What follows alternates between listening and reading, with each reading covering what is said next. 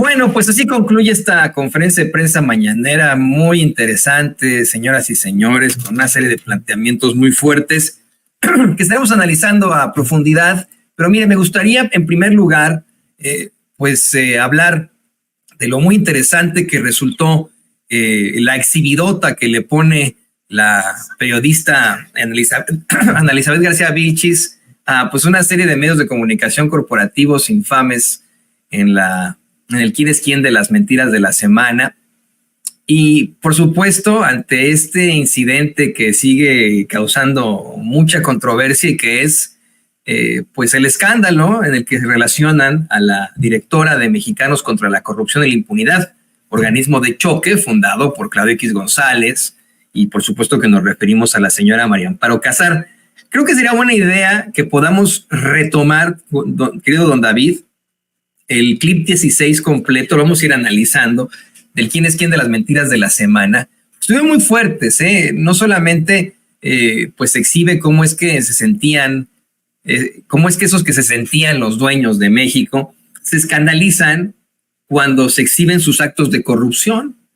Se exhibe el incidente absoluto en el que incurre María Amparo Casar. Se habla de pues estas cuentas, es que es lo más interesante. Las cuentas que defienden a María Amparo Casar en estos momentos en Twitter X o Twitter X, son exactamente las mismas cuentas que pues están circulando o propagando, difundiendo el hashtag narcopresidente, ¿no? Y de ahí se suelta Ana Elizabeth García Vilchis para hablar, por ejemplo, de cómo es que de todas las millones de cuentas que han distribuido este hashtag, solamente 1.4% de estas son reales. Está interesantísimo el informe, no tiene desperdicio. Y después de eso, ¿qué le parece que platicamos de otro incidente ya de hueva en la mañanera, de compañeros corresponsales que se sienten, pero mire, en un ladrillo se sienten líderes de opinión, se creen paridos por una deidad del periodismo, al poder determinar quién sí es periodista y quién no? Ya mire, de hueva el discurso, pero vamos a estar hablando ahí de Stephanie Palacios. Pero primero, vamos a analizar quién es quién de las mentiras de la semana. Sí, señor presidente, buenos días a todas, a todos. Esta es la sección ¿Quién es quién? Las mentiras de la semana. Hoy es 8 de mayo del año 2024 y de acuerdo a la introducción que hizo el presidente hace un momento, vamos a hablar de este tema, de cómo los que se sentían dueños de México se escandalizan cuando se revelan ejemplos de corrupción y tráfico de influencias. Muchos casos de corrupción alcanzan a una celebridad, tanto que marcan épocas en las que surgen.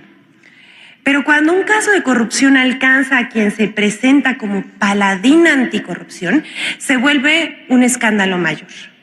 La presidenta de Mexicanos a favor de la corrupción y la impunidad, María Amparo Casar, recibió indebidamente de Petróleos Mexicanos durante 20 años una pensión y un seguro que sumaron 48 millones de pesos. En octubre de 2004 falleció su esposo, Carlos Fernando Márquez Padilla García. Se quitó la vida en las instalaciones de Pemex.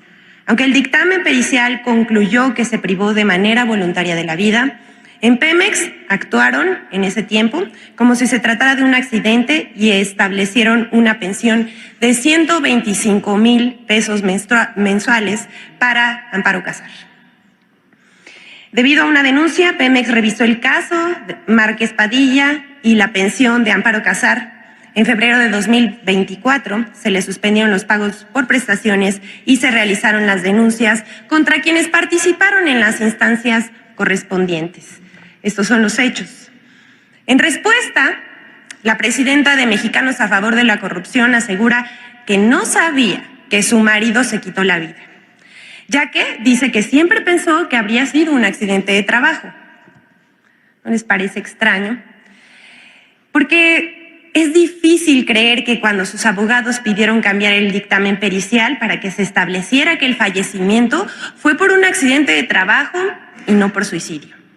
Es una ironía que quienes en los últimos años alegan tener el monopolio de la verdad y del combate a la corrupción, la realidad es otra, que estén implicados en actos de corrupción. Tras la revelación, salieron a opinar intelectuales de la derecha, políticos conservadores, periodistas y representantes de esa sociedad civil que no sabemos qué significa, pero que no representa al pueblo de México. Hasta comediantes, imagínense. Se escandalizaron por la difusión de datos personales y atacaron al presidente de la República. Hay que decir, muchas de esas aseveraciones fueron mentiras, ofensas y ataques sin fundamento. Pero, ¿qué creen? Así, guardándose, por complicidad, no sabemos, no dijeron una sola palabra sobre la corrupción denunciada. Estuvieron muy activos, ustedes los vieron, el exministro de la Corte, José Ramón Cosío, la señora, mucho texto, que no podemos mencionar en esta conferencia, Dolia Esteves, Héctor Suárez Gómez, Juan Omar Fierro, Ricardo Alemán, por supuesto, Pablo Magluf. Y hay que decir una cosa, para aclarar esto, bueno, más bien, primero vamos a otro hecho que sucedió, porque ellos fueron los que desencadenaron el nado sincronizado en contra del presidente, pero pues por supuesto que no dijeron ni una sola palabra sobre los actos de corrupción. El INAI, rapidísimo, así, nada, pues terminó la conferencia y unas horas más tarde informó que inició una investigación de oficio por la divulgación de datos personales contenidos en diversos documentos del expediente del caso Márquez Padilla. Lo contradictorio de este caso, de este anuncio que hace el INAI, es que la Ley General de Datos Personales, en sus artículos 112 y 115, dice a la letra: no podrá invocarse el carácter de reservado cuando se trate de información relacionada con actos de corrupción de acuerdo a las leyes aplicables. Esto desmiente que se revelaron datos personales de manera indebida, porque los actos que denunció el director de Pemex son de corrupción, son actos de corrupción que deben ser investigados, y en eso van. También lo que reveló el director de Pemex es un acto de tráfico de influencias, delitos, decía yo, investigados por las autoridades competentes. Más tarde, la asociación dirigida por Casar y fundada por Claudio X González Jr. emitió una carta firmada por muchos personajes de la oposición, periodistas, los que llamamos abajofirmantes, como Lorenzo Córdoba y Ciro Murayama. Ustedes recordarán que estos dos personajes no solamente son opositores al gobierno del presidente Andrés Manuel López Obrador, sino también fueron consejeros del INE, un INE demasiado opaco. Raúl Trejo, José Goldenberg, Enrique Krause, Leonardo Curcio, Héctor Aguilar Camín y Ciro Gómez Leiva. ¿Les parece raro que ellos sean los abajofirmantes? A nosotros no. Las respuestas no se hicieron esperar. Miren, después de esto siempre hay una luz al final del túnel y hay personajes en las redes sociales que forman su propio criterio y publican cosas como estas. Gracias a Jorge Barrientos, que escribió: ojalá que con la misma vehemencia que defienden la pensión de 120,000 pesos de Amparo Casar, defendieran la de los ancianos que cobran 6,000 pesos. Y es absolutamente cierto. Ellos nunca se han pronunciado a favor de los programas sociales ni por la vejez digna, pero sí por una señora que se enriqueció presuntamente con el dinero del pueblo de México.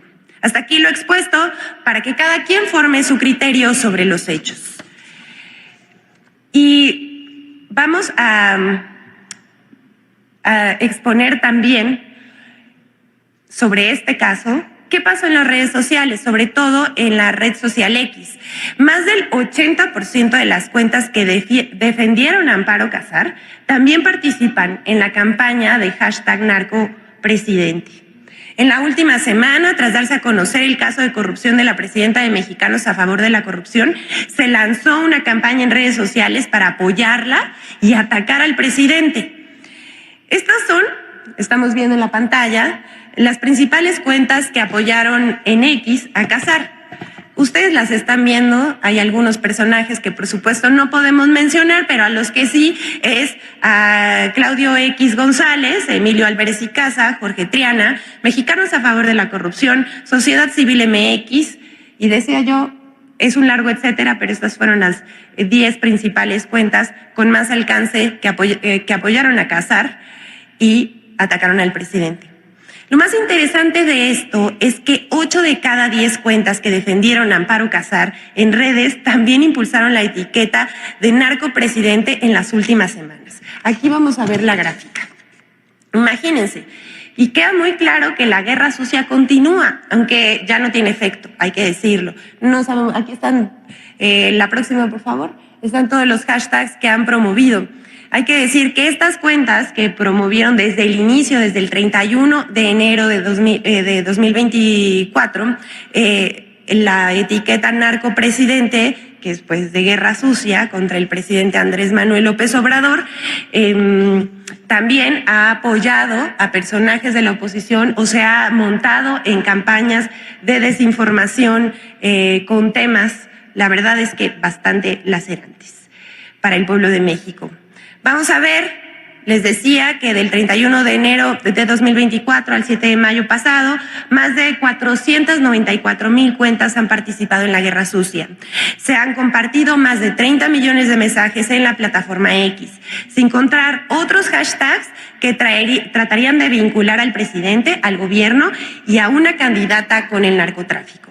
Sin embargo, el 95% de estas cuentas que participan en esta etiqueta pertenecen a un troll center con cuentas automatizadas. Un dato relevante es que solo el 1.4% de estos tweets son originales, el resto son retweets, citas y solo para inflar la tendencia. Hemos identificado además 10 cuentas que han dado mayor impulso a las tendencias contra el presidente en la red social X en la semana del 29 de abril al 5 de mayo. Entre ellos destacan otra vez Claudio X González Jr., Javier Lozano, José Díaz Machuca, Sergio Negrete, entre otras, que apoyaron también a la presidenta de Mexicanos a favor de la corrupción. Bueno, la campaña La Guerra Sucia continúa en la red social X.